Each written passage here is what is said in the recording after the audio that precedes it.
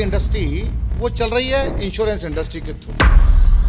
हजारों कलाकार आर्टिस्ट अपना जीवन खपाते हैं जाके बम्बई की सड़कों पर, होटल में जाके पार्ट टाइम काम करते हैं। उसमें से कितने लोग कामयाब होते हैं। सनातन के लिए कुछ करना चाहता हूँ। सनातन का जागरण बहुत जरूरी है कि अपनी जो भी भगवान ने अपने को दिया है अब लौटाने का समय आ गया है। अमेरिका में डॉक्टर का अपॉइंटमेंट आपको सेम डे मिल जाएगा, पर इंश्योरेंस एडवाइजर के 3-4 दिन से पहले आपको अपॉइंटमेंट नहीं मिलेगा। गीता में भी कहा यदा यदा ही धर्मस्य। तो भगवान बार बार इस धरती पर जन्म लेते हैं, इसलिए हम भारत माता की जय बोलते हैं। आगे आने वाली जो पीढ़ी है उनके लिए हम लोग जो पुराने लोग हैं वो आदि मानव के जैसे हैं। मेरे और आपके दादाजी में और मेरे और आपके पिताजी में ज़्यादा अंतर नहीं था, पर जब से टेक्नोलॉजी आई है, कंप्यूटर आया है, सुपर कंप्यूटर आया है और अब तो एआई आ गया है, तो ये जो जनरेशन गैप है ज़्यादा बढ़ गया है। नमस्कार दोस्तों, मैं संदीप शजर आज पुनः उपस्थित हूँ एक खास व्यक्तित्व के खास शख्सियत के साथ, जिनका नाम होता है आदरणीय श्री राजेश चेतन जी।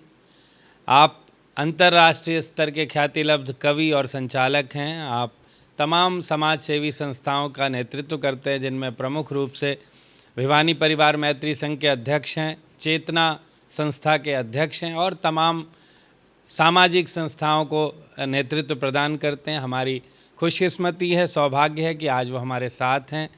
एक पॉडकास्ट के लिए हम उनसे जानेंगे उनके विषय में।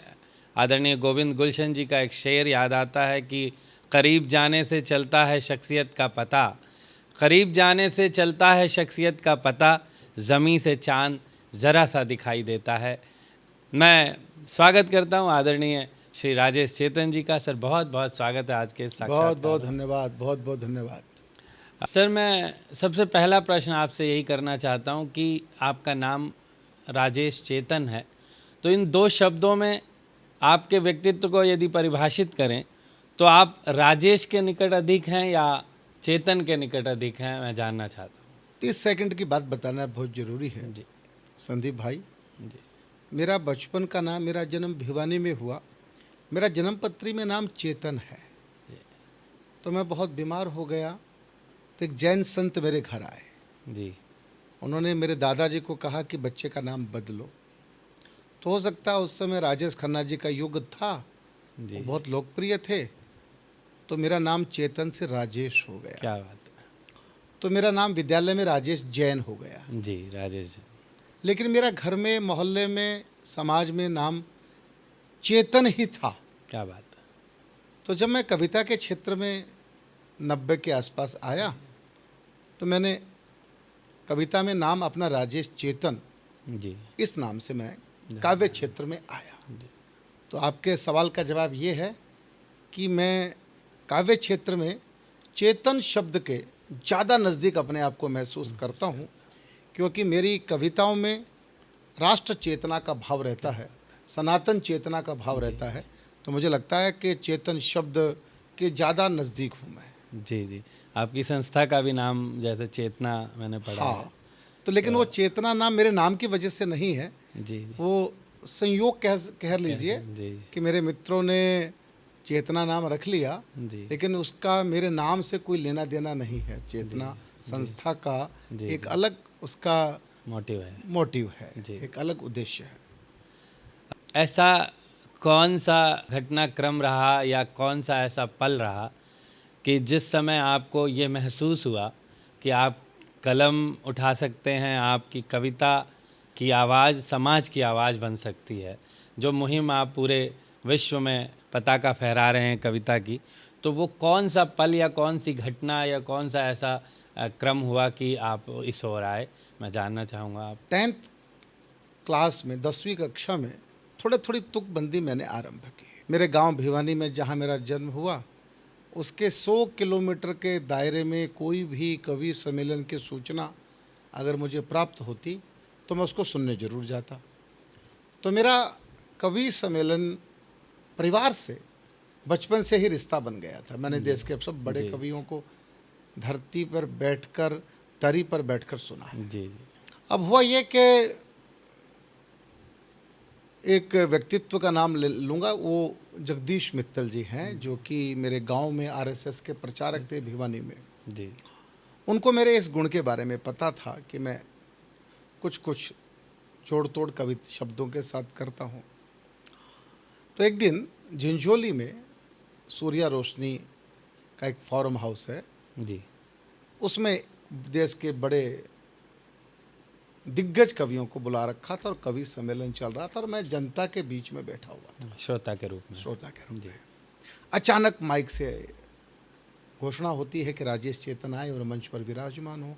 मेरे को कोई पूर्व सूचना नहीं थी, जी तो मेरा वो कवि के रूप में मुझे वहाँ मंच पर आमंत्रित किया गया और देश के बड़े बड़े कवियों के बीच मैंने भी काव्य पाठ क्या किया बात है। और ठीक रहा वो काव्य पाठ मेरा। लेकिन मुझे आश्चर्य तब हुआ, बाद में एक छोटा सा मानधन का लिफाफा भी मेरे को थमाया गया। क्या बात वो छोटा नहीं था, उसमें उस जमाने के हिसाब से एक बहुत बड़ी राशि थी। जी तो मुझे लगा कि ये तो शायद अलग तरह का मामला है। तो ऐसे मेरी काव्य यात्रा जो है उस तरह से शुरू हुई। मेरा कोई प्लान करके योजना बना के मैं मंच पर नहीं आया। और इसमें एक जो बात दूसरी कहना चाहते हैं उसको भी मैं थोड़ा सा आपको बता दूं। एक बार मॉडल टाउन, ये भी बात 95 और 96-97 के बीच की होगी जहाँ तक मुझे याद आ रहा है।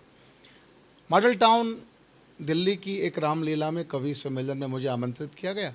जी मैं काव्य पाठ करने के बाद जब घर वापस लौट रहा था तो हम 9 कवि थे जी और 9 कवियों में से एक कवि ने भी, जिनके मंच पर हम काव्य पाठ कर रहे थे भगवान राम के मंच से, एक लाइन भी किसी ने भगवान राम के विषय में नहीं बोली। तो मैं पूरे रास्ते भर ये चिंतन करता रहा कि जिनके मंच पर गए थे उनका तो कोई गुणगान किया ही नहीं। जी ये ठीक नहीं है। और वहाँ से एक कविता का जन्म हुआ जी जिसका नाम है वनवासी राम। जी जिस कविता ने राजेश को चेतन बनाया, मैं ये मानता हूँ, वह कविता वनवासी राम है। जी मैं चाहूँगा कि आप अगर कुछ पंक्तियाँ उस कविता की अभी हमारे दर्शकों को सुनाएं तो। जरूर। जी उस कविता का मूल भाव तो है कि राम वन गए तो राम बन गए। क्या बात है, वाह एक पंक्ति की बात है। वाह। और उसके भाव कुछ यूँ है कि माता पिता की आज्ञा का तो केवल एक बहाना था, मातृभूमि की रक्षा करने प्रभु को वन में जाना था। क्या बात है, बहुत। तो किसने गंगा तट पर जाकर केवट का सम्मान किया। समरसता की बात करते हैं, राम समरसता के बड़े नायक हैं। जी सामाजिक सद्भाव, सामाजिक समरसता के। किसने गंगा तट पर जाकर केवट का सम्मान किया, ओ निषाद को किसने अपनी मैत्री का वरदान दिया। क्या बात है। गिद्धराज को प्रेम प्यार से किसने गले लगाया था, भिलनी के बेरों को किसने भक्ति भाव से खाया था। वनवासी और दलित जनों पर अपना प्यार लुटाना था, माता पिता की आज्ञा का तो केवल एक। बहुत सुंदर, बहुत सुंदर। तो ये लंबी रचना है जिसने बहुत लोगों ने पसंद किया और मुझे बहुत लोकप्रियता मिली इस रचना की वजह से। इस बात को जान करके ये भी महसूस हो रहा है कि आप में नेतृत्व का जो गुण है वो आप जहाँ पे आपने प्रवेश किया है और प्रवेश के साथ ही उसको दिशा देने का भी जो आपने सोचा कि दूसरा कवि सम्मेलन ही आप जैसे बता रहे हैं और उसमें आपने सोचा कि ये मोटिव नहीं है इस कविता पाठ में, तो आपने वो भी आपका गुण झलक रहा है। मैं 2 व्यक्तित्व देख रहा हूँ, एक समाज के लिए सामाजिक दशा और दिशा को परिवर्तित करने वाला व्यक्तित्व और एक व्यक्तित्व वो जो कविता करता है जिसके हृदय में संवेदना है और वो कविता के माध्यम से करता है। अब वो जो दोनों के बीच में सामाजिक सक्रियता और जो काव्य मन की उथल पुथल है, ऊहापोह है, उसमें सामंजस्य कैसे स्थापित हो पाता है, मैं जानना चाहूँगा कि उन दोनों स्थितियों में कैसे सामंजस्य स्थापित होता है। अच्छा सवाल किया जी। मुझे लगता है कि ये मेरा डीएनए जो है, मेरे पिताजी का मैं यह वर्णन करना जरूर चाहूँगा। मेरे पिताजी राष्ट्रीय स्वयंसेवक संघ का एक अनुसांगिक संगठन है भारतीय मजदूर संघ, जी जी, जिसके संस्थापक दत्तोपंत ठेंगड़ी थे। जी। मेरे पिताजी उसके कार्यकर्ता रहे, बहुत अच्छे स्पीकर थे।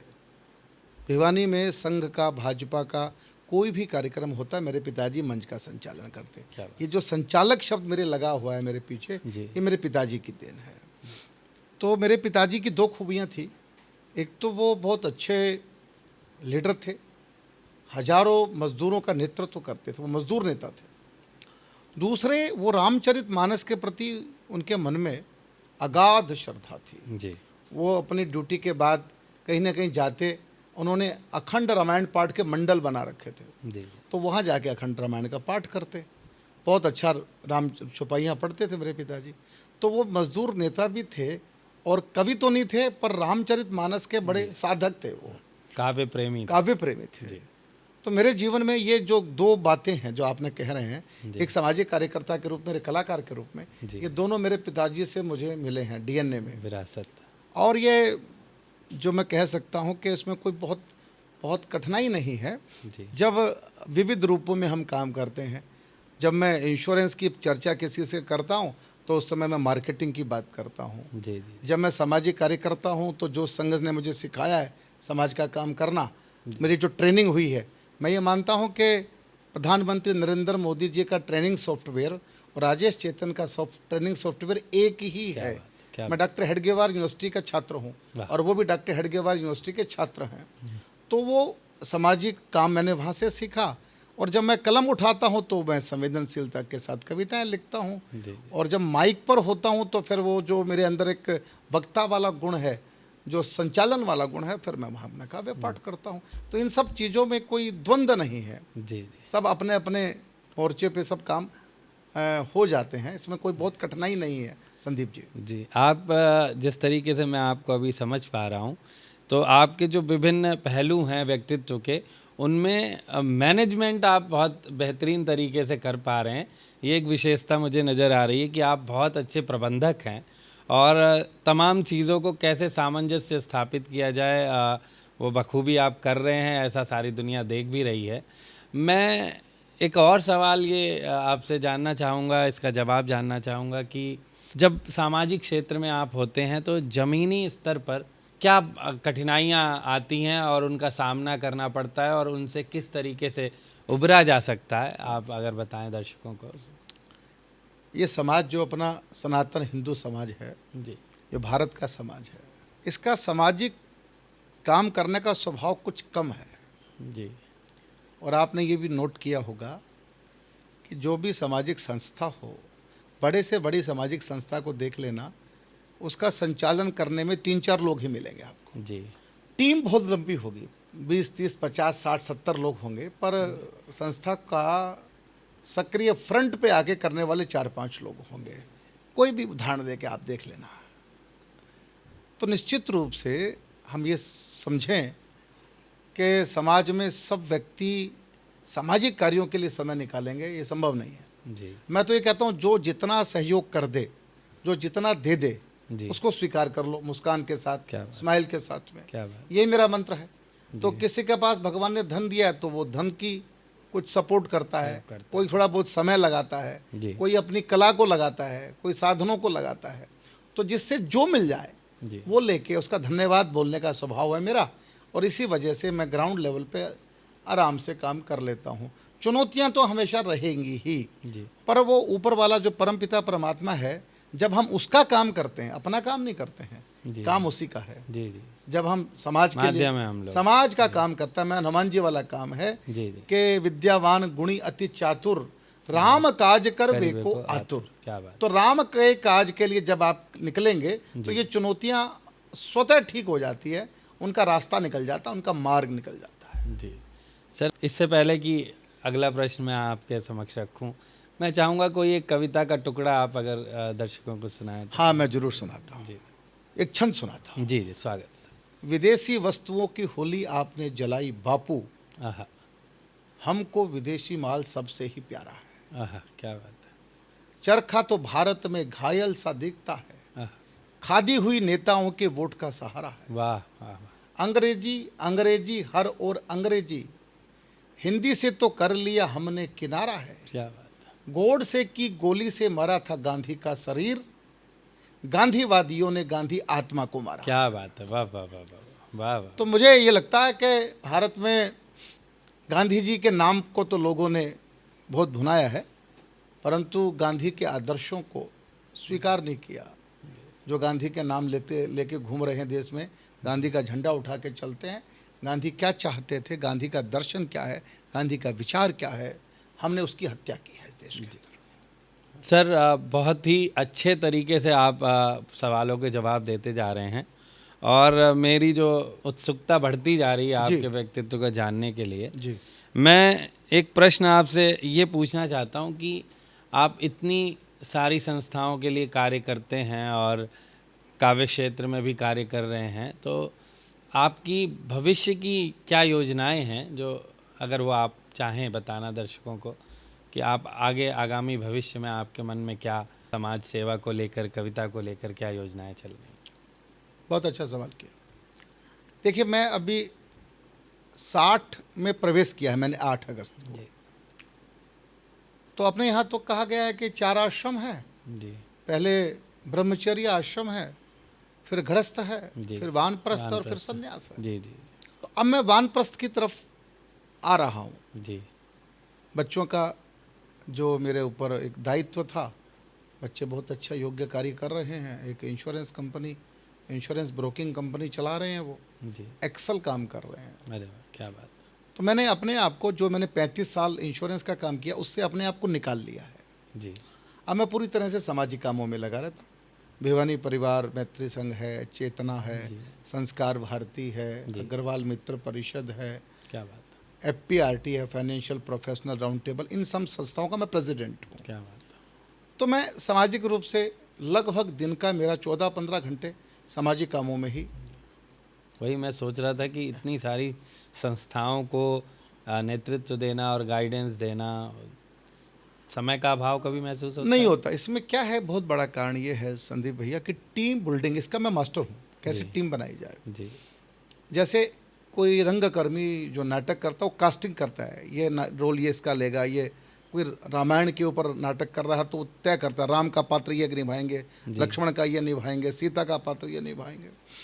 तो ऐसे ही मैं सामाजिक क्षेत्र में लोगों को पहचान के उनको काम में लगा लेता हूँ, और इसलिए मेरा चेहरा दिखता है लोगों को, उसके पीछे एक टीम होती है पूरी की पूरी। जी तो ऐसा एक मानस है कि अब आने वाले समय में मेरा जीवन का उद्देश्य आपने पूछा, जी तो सनातन के लिए कुछ करना चाहता हूँ, क्योंकि सनातन का जागरण बहुत ज़रूरी है। जिस प्रकार से देश की डेमोग्राफी बदली जा रही है, जी दुनिया के बहुत सारे देश आबादी के वजह से समाप्त हो गए हैं।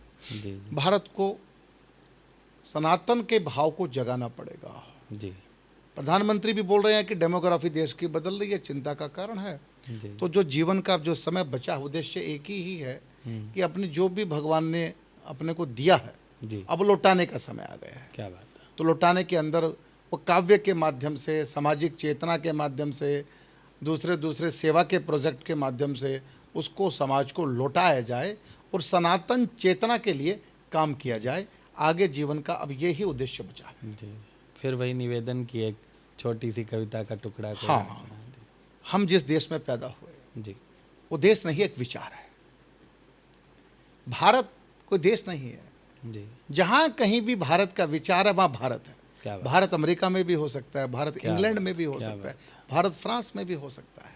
ये बड़ी परिभाषा है देश की। जहाँ कहीं भी जीवन की सच्चाई है, जी जहाँ कहीं भी जीवन की सच्चाई है, जहाँ कहीं भी नई रोशनी छाई है, क्या बात है। दुनिया वाले चाहें उसको धर्म कहें, आहा, सच कहता हूँ भारत की परछाई है। क्या बात है, क्या कहने, क्या कहने। तो ये वाह, भारत जो है, क्योंकि लोग हमसे पूछते हैं, राजेश चेतन आप भारत माता की जय क्यों कहते हो?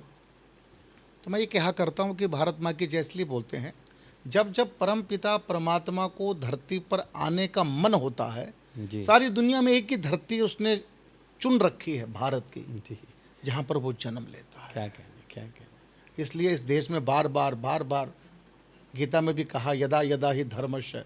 तो भगवान बार बार इस धरती पर जन्म लेते हैं, इसलिए हम भारत माता की जय बोलते हैं। जी तो भारत एक विचार है, भारत एक दर्शन है, और दुनिया में भारत कहीं भी भारत आपको दिखाई पड़ सकता है। क्या बात है। जी जी, बहुत ही बृहद परिभाषा ये भारत राष्ट्र की, देश की आपने दी है।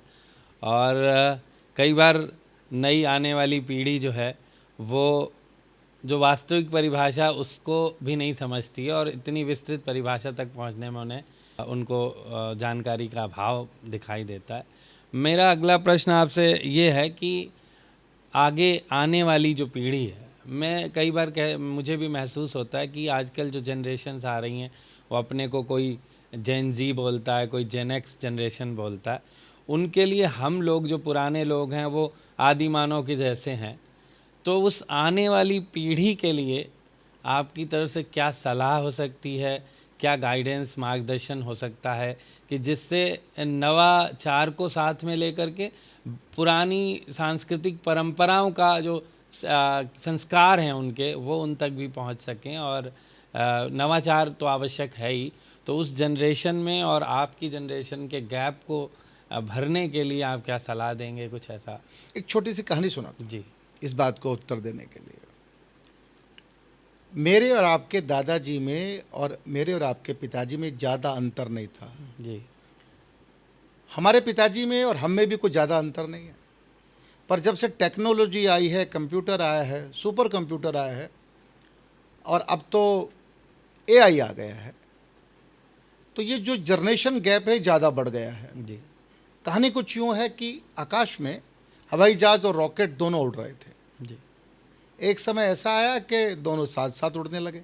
जी, तो हवाई जहाज़ बोला रॉकेट से, भाई जल्दी क्या है, आराम से थोड़ी चाय पे चर्चा करते करते धीरे धीरे चलते हैं। जी, जी, तो रॉकेट ने उत्तर दिया, भैया जिसकी पूंछ में आग लगी होना उसको तो भागना पड़ता है, तुम आराम से आ जाओ। क्या बात है, क्या बात। कहानी का भाव ये है संदीप भैया जी, कि ये जो नई पीढ़ी है, जिसको आपने कहा कौन सी जनरेशन बता रहे थे आप, हाँ, जेन एक्स, जेन एक्स, जी, ये रॉकेट है जी, और हम जो हैं जी, जो हवाई जहाज हैं। जी, तो अब ये आप कल्पना करें कि रॉकेट को हवाई जहाज तो आप नहीं बना सकते, नहीं बना सकता।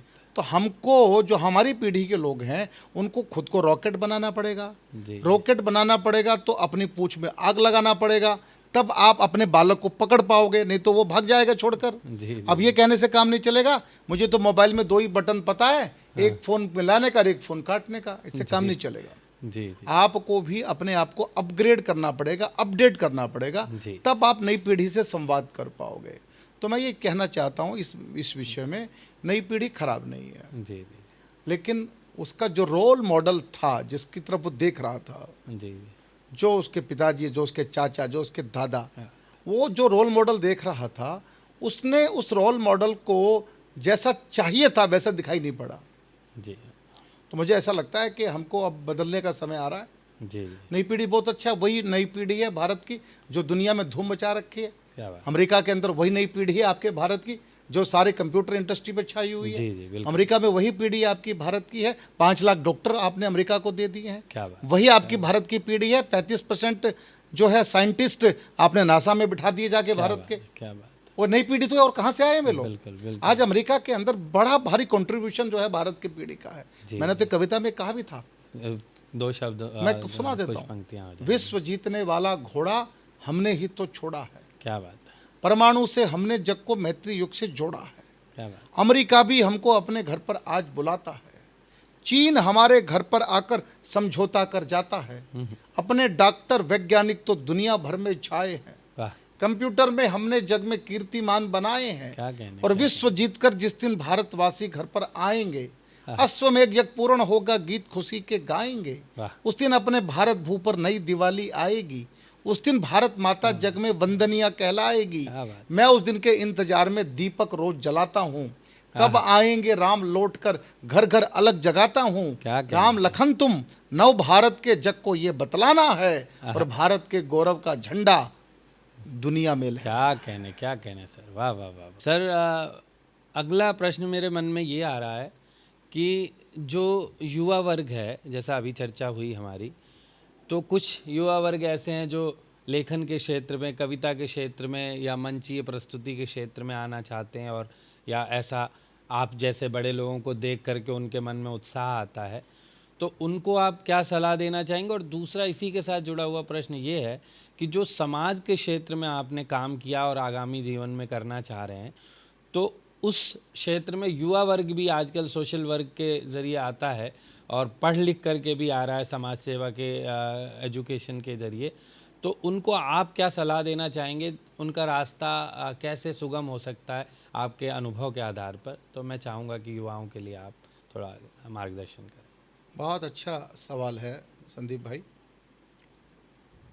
कला का क्षेत्र बहुत कठिन है, समझिए बात को। जी आप और हम कवि सम्मेलन की बात करेंगे, लेकिन उससे पहले मैं बात कर लूं बम्बई फिल्म नगरी की। जी जी हजारों हजारों कलाकार, आर्टिस्ट अपना जीवन खपाते हैं जाके बम्बई की सड़कों पर। जी जी होटल में जाके पार्ट टाइम काम करते हैं, रोटी के लिए क्या क्या संघर्ष करते हैं। जी उसमें से कितने लोग कामयाब होते हैं।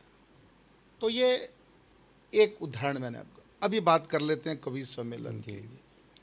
140 करोड़ के भारत में मंच के अंतर्राष्ट्रीय ट्रैवल करने वाले 140 कवि भी नहीं है। जी जी आप तो सारे हाँ क्षेत्र जी, के हाँ बीच में सक्रिय हैं, जी आप देख रहे हैं जो हाँ स्थिति जी, हमारी है। बिल्कुल बिल्कुल। आप एक सूची बनाने लग जाओ तो 140 करोड़ की आबादी में 140 कवि भी नहीं है जी जो अंतर्राष्ट्रीय स्तर अंतर्राष्ट्रीय पर ट्रैवल जी, करते जी जी होंगे। जी बिल्कुल सही इसका मतलब ये हुआ एवरेज 1 करोड़ आबादी के पीछे एक कवि है। जी जी तो ये मान के चलिए कि कविता का क्षेत्र हो या कला का क्षेत्र हो या नाट्य हो या संगीत हो, संगीत में लोग वर्षों साधना करते हैं, तब जाके मंच पे प्रस्तुति देने का नंबर लगता है उसका। लगता है, सही बात तो ये रास्ता इतना आसान नहीं है। है। जी और कलाकार जो है वो जन्मजात होता है। आप किसी को कलाकार बना नहीं बना सकते, नहीं सकते। किसी को कवि बना नहीं सकते। जी तो मेरा युवा मित्रों को एक निवेदन है कि अब टेक्नोलॉजी आ गई है। जी हमारे ज़माने में संघर्ष था, अब वो संघर्ष कम हो गया है टेक्नोलॉजी की जी। वजह से। मैं एक उदाहरण दे के बताना चाहता हूँ आपको। मैं एक युवा संगीत गायिका को फॉलो करने लगा। जी उसका एक दो रील्स मेरे पास आई। उसका नाम है मैथिली ठाकुर। हाँ जी जी मैथिली ठाकुर एक युवा लोक गायिका। लोक गायिका है। आयु मेरे ख्याल से 23-24 साल की जी जी होगी। बिल्कुल। कोई मंच नहीं मिला, कोई कुछ नहीं मिला। उसने अपने पिताजी से संगीत सीखा हाँ जी और वो बस कैमरा ऑन करके लाइव करने लगी अपने आप को। जी और उस कैमरे ने उसको सारी दुनिया में लोकप्रिय बना दिया है। हाँ जी हाँ किसने साथ दिया उसका? कैमरे ने साथ दिया, जी टेक्नोलॉजी ने साथ दिया टेक्नोलॉजी। उसका। तो अभी हम पॉडकास्ट में बात कर रहे हैं। जी तो ये टेक्नोलॉजी के आने के बाद कला की दुनिया में अगर आप में संभावनाएं हैं जी जी तो आपको कोई रोक नहीं सकता, कोई नहीं रोक सकता आपको। जी अभी कोई उस्ताद बना के वो आपको अपने साथ लेके जाएगा, माइक देगा, मंच देगा, इसका इंतजार करने की आवश्यकता रही नहीं है। जी अगर आप में खुशबू है, आप में सुगंध है, तो आप कैमरा ऑन करें और आगे बढ़ जाइएगा। जी बहुत सारे ऐसे उदाहरण हैं जो कैमरे की वजह से, सोशल मीडिया की वजह से प्रकाश में आए हैं, बाहर आए हैं, निकल के आए हैं। जी तो नई पीढ़ी को मेरा एक कहना यह है कि आप थोड़ा सा पेशेंस रखिए, साधना रखिए। दिक्कत क्या हो रही है? 4 लाइनें अभी जोड़नी आपको तरीके से आई नहीं है कि आपको मंच चाहिए, जी जी आपको लिफाफा चाहिए, आपको तालियां चाहिए। पहले साधना तो करो, कुछ लिखना सीखो, किसी उस्ताद के पास जाओ। छंद क्या है, दोहा क्या है, सोरठा क्या है, गीत क्या है, गज़ल क्या है, चौपाई क्या है, तो समझो भाई। जी जी जी जिस उसको कुछ क्षेत्र काम में करो। उसकी जानकारी जानकारी लो। जी संगीत क्षेत्र में तो जाके रागों की जानकारी लो। जी जब आपको लगे कि अब मैं प्रस्तुति के लायक हो गया हूँ तो आप जरूर जाइएगा मंच के ऊपर। तो नई पीढ़ी का मैं को एक ही निवेदन करना चाहता हूँ कि आप में जो टैलेंट है उसको मंच पे लाने की जल्दी मत करें। जी जी मेरे पास बहुत सारे उदाहरण हैं कि जो नए कवि फ़ोन करते हैं, मुझे कहते हैं हमको मंच दीजिए। तो मैं उनको कहता हूँ आपका मंच 3 चांस में आपको देने को तैयार हूँ, जी जब चाहो तब ले लेना। जी अगर आप इतने परिपक्व हो गए हैं कि मैं आपको माइक दूं, मंच दूं और आप एक प्रस्तुति के बाद 5 कवि सम्मेलन वहाँ आपको अपने आप मिल जाए, मिल जाए, क्या बात उस दिन आप मंच लेना। है। जी आप वहाँ माइक पे जाने के बाद और जनता में ये मैसेज जाए कि अभी परिपक्व नहीं परिपक्व नहीं है, तो आप अपने रास्ते स्वयं बंद कर लोगे। है। जी जी थोड़ा पेशेंस रखिए, ये मेरा नई पीढ़ी से कहना है। और समाज सेवा के क्षेत्र में जो लोग आना चाहते हैं। हाँ, जी आजकल जो बच्चे यूएस जाके पढ़ते हैं तो वो मेरे पास ऐसे सप्ताह में 1-2 बच्चे आते हैं जरूर। जी सर वो उस यूनिवर्सिटी में पढ़ने जा रहा हूँ मुझे एक वो सर्टिफिकेट बना दीजिए, सोशल काम किया है मैंने। जी जी। जब ये सोच नई पीढ़ी की है कि वो कुछ करना नहीं चाहते, हाँ, प्रमाण कोई समय पत्र लगाना जो- नहीं चाहते, जी और आप कह रहे हैं कि मैंने आपके लिए यहाँ वॉलंटरली कुछ काम किया है, इसका सर्टिफिकेट दे दीजिए, जी तो उनसे क्या उम्मीद कर सकते हैं हम लोग? जी जी जी। तो मुझे ऐसा लगता है कि नई पीढ़ी को अपने जीवन में सामाजिक काम को, थोड़ा सा समय जीवन में सामाजिक काम के लिए निकालना चाहिए। जी अपने बिल्कुल। लिए तो सब करते हैं जी, जी जी सब करते हैं, पर कुछ दूसरों को भी आप करें। इसकी शुरुआत करने के लिए आजकल मैं जनता से एक बात कर रहा हूँ, मैं जी। आपको भी कहना जी चाहूँगा, जी शुरुआत कहाँ से करें? जी जी। डोनेट स्माइल, मैंने एक मंत्र दिया, डोनेट स्माइल। क्या स्माइल को दान करो। वाह। पैसा दान आप नहीं कर पाओगे, पैसा नहीं होगा आपके पास, जी, जी। ये तो कुछ भी नहीं है। डोनेट स्माइल, हाँ। तो एक मंत्र देना शुरू किया है जी, कि जी, एक साल का 10,000 15,000 रुपए का मूर्खता बजट बना लो।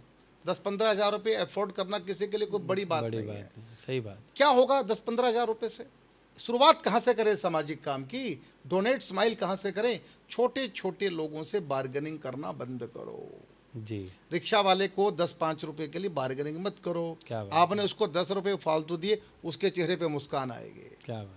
आप होटल में वेटर को तो अपनी जी जी 10-5 रुपए एक्स्ट्रा दे के आते हैं, पर बाकी लोगों के साथ आप कैसा दुर्व्यवहार करते हैं। जी जी। तो छोटे छोटे लोगों से बार्गेनिंग करना बंद करो। उनको कुछ 10-5 रुपए एक्स्ट्रा दे के आओगे, उनके चेहरे पे मुस्कान आएगी, और यही कृष्ण की भक्ति है।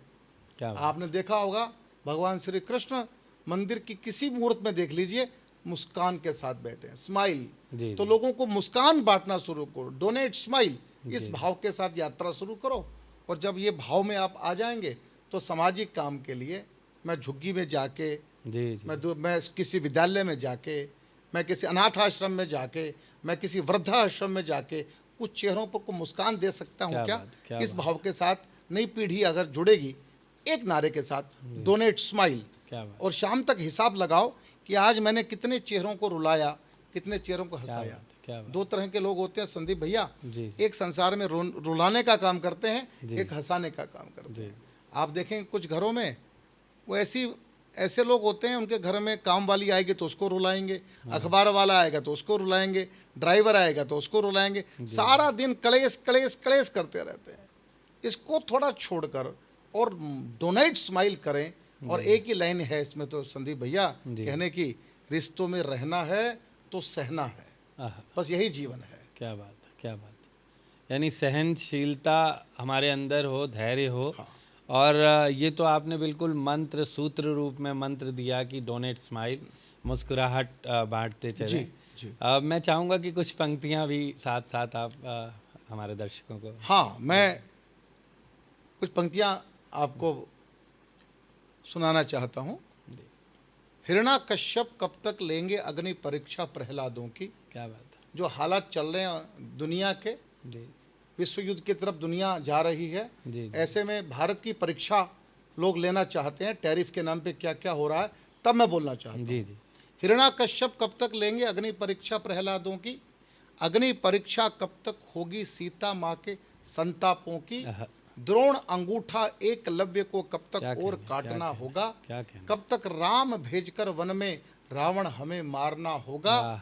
दरबारों में सती द्रौपदी कब तक चीर हरण करने हैं, क्या कहना। लाक्षागृह में कितने पांडव हमको आज दफन करने हैं, कितनी पद्मनियों के जौहर फिर से हमें देखने होंगे, कब तक लाश शहीदों ऊपर हमको हाथ सेकने होंगे, क्या बात, कदम क्या कदम बात। पर कदम कदम पर अग्नि परीक्षा, कैसे जान छुड़ाओगे, आह, घर घर में हिरण्याकश्यप हैं, कैसे प्रहलाद बचाओ। क्या बात है, क्या बात है। तो क्या चुनौती बहुत बड़ी है, जी, लेकिन उस चुनौती का समाधान भी हमारे पास ही है। जी। समस्या है तो समाधान है, जी। और भारत के पास हर समस्या का समाधान रहा है, और भारत वो समाधान करेगा। जी सर, अभी जैसा आपका व्यक्तित्व निखर कर हमें हमारे सामने आ रहा है, तो जो समाज सेवा के लिए आप जिन संस्थाओं का नेतृत्व कर रहे हैं, कुछ जानकारी अगर उनके विषय में और आपके नेतृत्व करने के तरीके के विषय में, या आपके जो सबॉर्डिनेट्स हैं, आपके जो सह यात्री हैं इस यात्रा के, उनके विषय में जो आप अगर कुछ साझा करना चाहें तो हमारे दर्शकों को बताएं। बहुत अच्छा। मैं एक संस्था से अपनी यात्रा आरंभ करना चाहूँगा। जी मैं जिस गांव से आता हूँ, जी, भिवानी। भिवानी से, जी, देखिए हम कहते हैं भारत माता की जय। हम एक मानव जीवन में सारे भारत में क्या काम कर पाएंगे? तो मेरे दिमाग में ये आइडिया आया, क्यों ना हम अपने अपने ज़िले के, अपने अपने डिस्ट्रिक्ट में जहाँ हमारा जन्म हुआ है, हम सब उसकी चिंता करने लग जाएंगे तो सारा भारत ठीक हो जाएगा। जी, तो मैंने ये संकल्प लेके और भिवानी की चिंता करने का मन बनाया। भिवानी दिल्ली से 100 किलोमीटर की दूरी पर है। तो मैंने देखा कि लगभग 10,000 परिवार दिल्ली एनसीआर में मेरे डिस्ट्रिक्ट के रहते हैं। जी, इनको फोकस किया और 15 साल पहले भिवानी परिवार मैत्री संघ का एक संगठन खड़ा किया। क्या बात है, आज लगभग 1500 परिवारों का एक बड़ा परिवार भिवानी परिवार है। क्या बात है। एक सेवा का एक बड़ा यज्ञ चलता है, करोड़ों रुपए का सेवा के काम हम लोग करते हैं भिवानी परिवार में। और भगवान की कृपा से दुनिया में जहाँ जहाँ भिवानी वाले हैं, जी, वो सब लगभग मेरे रडार पे हैं आज के अरे तारीख। क्या बात है। मैं एक बात कहना इसमें ये चाहता हूँ कि मेरा जो गांव भिवानी है वो राजस्थान की सीमा पर है बिल्कुल। अच्छा, पिलानी बिल्कुल मेरे एडजॉइनिंग है, फिर झुंझुनू आ जाता है। जी, जी, तो जैसी भूमि राजस्थान की है वैसी भी। टीलों की, जी, वैसी भूमि मेरे भिवानी की है। तो हमारी धरती में पानी नहीं था, जल नहीं था, और सारी जो फसलें थी वो पूरी कृषि बरसात पर निर्भर करती थी।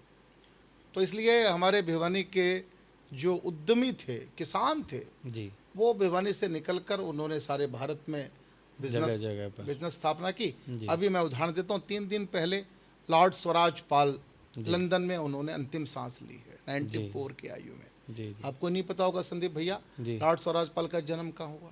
नहीं, नहीं, भिवानी। अंदाज़ा लगा सकता हूँ। भिवानी में। हाँ जी, जी, मेरे भिवानी में एक गाँव है हाँ जी, चांग, वहाँ से उनका जन्म हुआ। क्या बात दुनिया को पता नहीं है कि लॉर्ड स्वराज पाल भिवानी के रहने वाले हैं। है। जी, जी, जी, तो ऐसे दुनिया भर में आप देखेंगे भिवानी के लोगों ने अपनी पहचान बनाई है।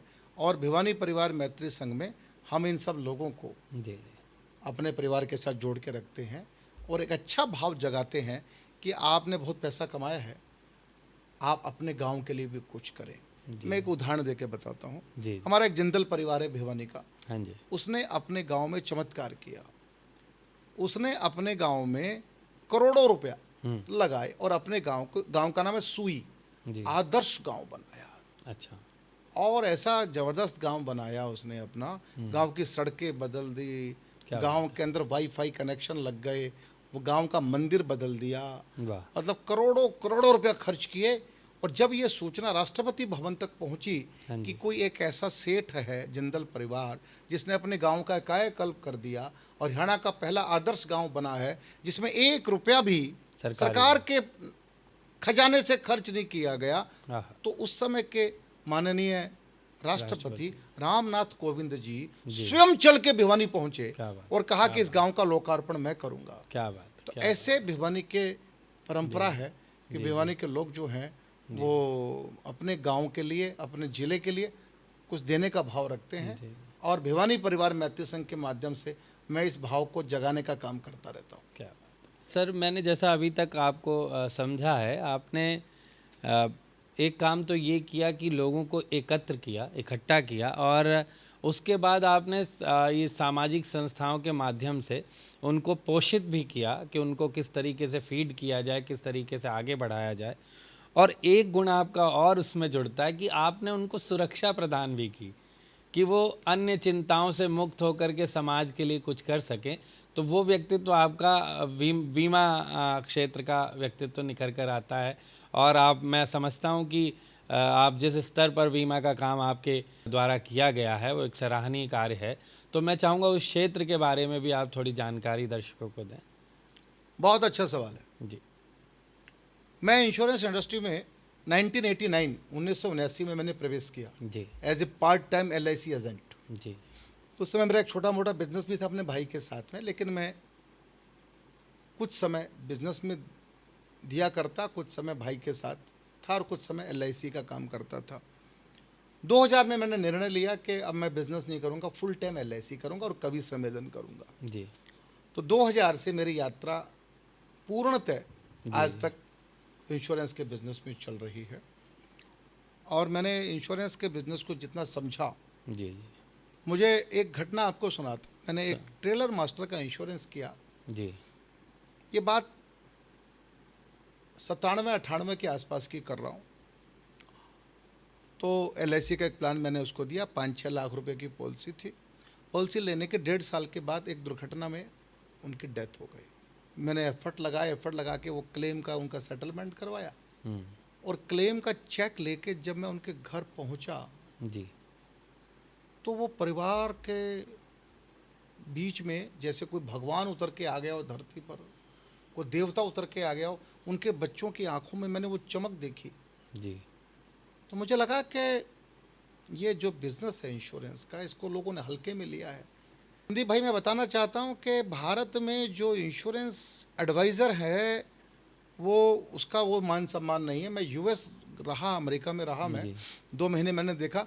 अमेरिका में डॉक्टर का अपॉइंटमेंट आपको सेम डे मिल जाएगा, पर इंश्योरेंस एडवाइज़र के 3-4 दिन से पहले आपको अपॉइंटमेंट नहीं मिलेगा। क्या क्या इतनी इज्जत है उस एडवाइज़र की, क्योंकि सारा हेल्थ इंडस्ट्री वो चल रही है इंश्योरेंस इंडस्ट्री के थ्रू। हाँ, सारा व्यापार चल रहा है इंश्योरेंस इंडस्ट्री के थ्रू। भारत में हमने इंश्योरेंस करवाया भगवान के भरोसे। हम इंश्योरेंस को समझे नहीं कभी। तो मैंने सोचा कि मैं इस इंडस्ट्री में काम करूंगा। और इतना ही नहीं, मैंने अपने दोनों बेटे हैं, मेरा एक बेटा राघव है, जी जी एक केशव है, जी दोनों को मैंने पढ़ाई इंश्योरेंस की करवाई। जी दोनों बिमटेक बिरला जी के यहाँ पढ़े, दोनों MBA इंश्योरेंस में है, क्या बात दोनों ने इंश्योरेंस कंपनीज में जॉब की, जी और दोनों ही गोल्ड मेडलिस्ट है। मजे की बात ये, क्या बात अब ये दोनों भाई मिलकर मेरे नाम से ही Rajesh Chetan insurance brokers private limited company का संचालन कर रहे हैं। जी अभी 40 लोगों का स्टाफ है हमारे पास, क्या बात और इस साल का हमारा टारगेट है कि हम 80 करोड़ रुपए का प्रीमियम करेंगे, क्या क्या और अगले 2-3 साल में ये कंपनी 100 करोड़ रुपए को पार कर जाएगी। क्या बात तो इंश्योरेंस में बहुत स्कोप है। और मैं ये कहना चाहता हूँ, जो युवा पीढ़ी के लोग सुन रहे हैं, जो कैरियर तलाश कर रहे हैं, अगर आप में मार्केटिंग का थोड़ा सा भी गुण है, जी वो कैसे पता लगेगा? मैं पूछता हूँ लोगों से कि are you comfortable with paper और पीपल? आप कागज के साथ काम करना ज़्यादा अच्छा लगता है या लोगों के बीच रह के काम करना अच्छा लगता है? जी अगर आपको कागज के साथ काम करना पसंद है, तो आप एडमिन का काम कीजिए, एडमिनिस्ट्रेशन में जाइए। और आप लोगों के साथ रह के जी जी आपको काम करना अच्छा लगता है, तो आप मार्केटिंग का काम कीजिए। और इंश्योरेंस में अगर आप में मार्केटिंग स्किल है, तो इंश्योरेंस एक अच्छा फील्ड है, जी उसको चूज करना चाहिए। जी तो आज इंश्योरेंस का एक बड़ा प्लेटफार्म विकसित हो गया है, जी और मैं एक संस्था भी मैंने बनाई, financial professional round table, FPRT। जी जी क्या है संदीप भैया, सारे दुनिया के इंश्योरेंस एजेंट की एक संस्था है जी जिसका नाम है MDRT, million dollar round table. ये अमेरिका में है। हाँ जी तो भारत के लोगों को वहाँ जाना पड़ता है। उसमें मुझे भी कई बार वहाँ से निमंत्रण मिला, पर मैं गया नहीं कभी। जी जी तो मेरा ये कहना है कि हमने कहा कि भारत के जो अभिकर्ता हैं, एजेंट हैं, एडवाइजर्स हैं, ब्रोकर्स हैं, जी उनको अभी बहुत बड़ा मार्केट पड़ा हुआ है, जिनको बहुत कुछ करना है। जी भारत में 90% लोग आज भी या तो उनके पास इंश्योरेंस है ही नहीं, या अंडर इंश्योरेंस है। जी तो इस दिशा में काम चल रहा है और बढ़िया काम कर रहे हैं। और मैं इस पॉडकास्ट के माध्यम से ये कहना चाहता हूँ कि आगे आप में मार्केटिंग स्किल है और आप कुछ सीखना चाहते हैं, तो मैं इस पॉडकास्ट के माध्यम से आपका स्वागत करता हूँ। आप कभी भी आके मेरे को मिलें, संपर्क करें, मुझे अच्छा लगेगा। सर, ये साक्षात्कार अब अंतिम दौर पे आ गया है। आपने समग्र रूप से बहुत ही अच्छी प्रकार से आपने मेरे सवालों का जवाब दिया। मैं भी संतुष्ट हुआ और आपके विषय में दर्शक जानकर भी संतुष्ट होंगे। एक इस सेगमेंट एक हमने रखा है रैपिड फायर, क्योंकि आजकल फास्ट फूड का ज़माना है, ठीक है। तो कुछ प्रश्न ऐसे आप पास भी कर सकते हैं, अगर आप चाहें तो उन्हें छोड़ भी सकते हैं। मैं प्रश्न पूछूंगा, आपको जवाब देना हाँ, है। ठीक है। एक पहला प्रश्न है कि कलम या माइक? माइक। जी, रीज़न देना चाहें तो? देखिए, मैं एक ट्रेनर भी हूँ और एक मोटिवेशनल स्पीकर भी हूँ, तो मेरा ज़्यादा समय माइक पर जाता है। जी एक टीचर भी हूँ, पढ़ाता भी हूँ, जी जी तो मुझे प्रेम माइक से है। जी। दूसरा प्रश्न है सर कि एक शब्द में अगर आप अपनी कविता को व्याख्यायित करना चाहें, परिभाषित करना चाहें, एक शब्द में आपकी कविता? एक शब्द में मेरी जो अगर कविता को मैं डिफाइन करूँ कि मैं राष्ट्र चेतना का कवि हूँ। क्या बात है सर। आपकी कोई पसंदीदा किताब? मेरी रामचरितमानस, आहा, क्या बात है। बचपन से मैं उस किताब को पढ़ता रहा हूँ। आपने अभी जिक्र भी किया कि बनवासी राम आपकी हाँ वही वही बहुत ही बड़ी कविता और जिसने मेरे आपको- बेटे का नाम भी राघव इसीलिए है क्या बात है, क्योंकि क्या मेरे बात भीतर राम डाउनलोडेड है। आहा, क्या बात है, क्या बात है। आपका पसंदीदा कवि? तुलसीदास, आहा, निर्विवाद क्या रूप बात- से क्या बात है, महाकवि गोस्वामी जी, तुलसीदास। गोस्वामी मैं उसका एक तुलसीदास। कांड भी बताना चाहता हूँ यहाँ पे। जी तुलसीदास ने रामचरितमानस लिखा, लेकिन उसको लोकप्रिय हम बहुत सारे कवि कविता लिख के छोड़ देते हैं, जी पर वो जनमानस में उसका प्रचार प्रसार हो, क्या बात। तुलसी ने वो प्रयास किया। जी तो इसलिए जो रामलीला भारत में शुरू हुई उसकी देन गोस्वामी क्या तुलसीदास बात है। है, क्या बात तो उनका, अगर आप आज भी काशी जाएंगे, बनारस जाएंगे, तो उनके ज़माने की रामलीला आज तक चल रही है। है। जी और भारत की पहली रामलीला है जो एक दिन एक मोहल्ले में होती है, दूसरे दिन दूसरे मोहल्ले में होती है, तीसरे दिन तीसरे मोहल्ले में होती है। ऐसा कहीं नहीं होता। जी जी, तो वो मंच घूमता रहता है, हर मोहल्ले का मंच अलग लगता है।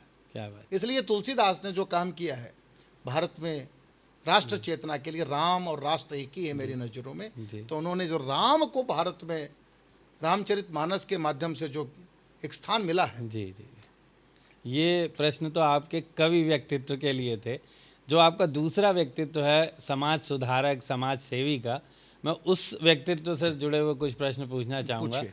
आपका पसंदीदा समाज सुधारक? देखिए, मैं संघ का कार्यकर्ता हूँ, इस नाते से जी, मैंने ज़िंदगी में फॉलो डॉक्टर हेडगेवार को ही क्या किया बात है। है, क्या बात है। जी मैं वही मानता कि उन्होंने जितना बड़ा काम खड़ा कर दिया, एक MBBS डॉक्टर जी, उस जमाने का, उसने सारा जीवन लगा दिया। तो मैं उनको ही मानता हूँ अपने जीवन में, डॉक्टर हेडगेवार को। आपके पसंदीदा नेता? अटल बिहारी वाजपेयी, निर्विवाद रूप से। कवि भी थे वो। हाँ।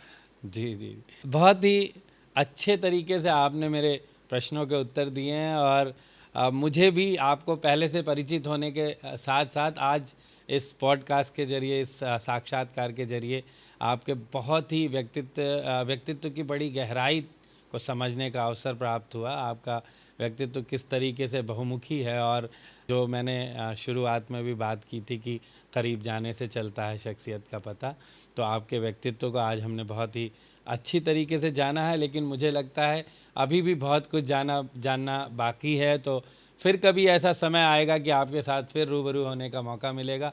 आपने इतने बहुमूल्य समय में से हमारे लिए थोड़े पल निकाले, हमारे निवेदन को स्वीकार किया।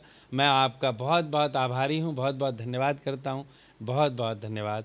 जय हिंद। आपका भी बहुत बहुत धन्यवाद। जी, नमस्कार।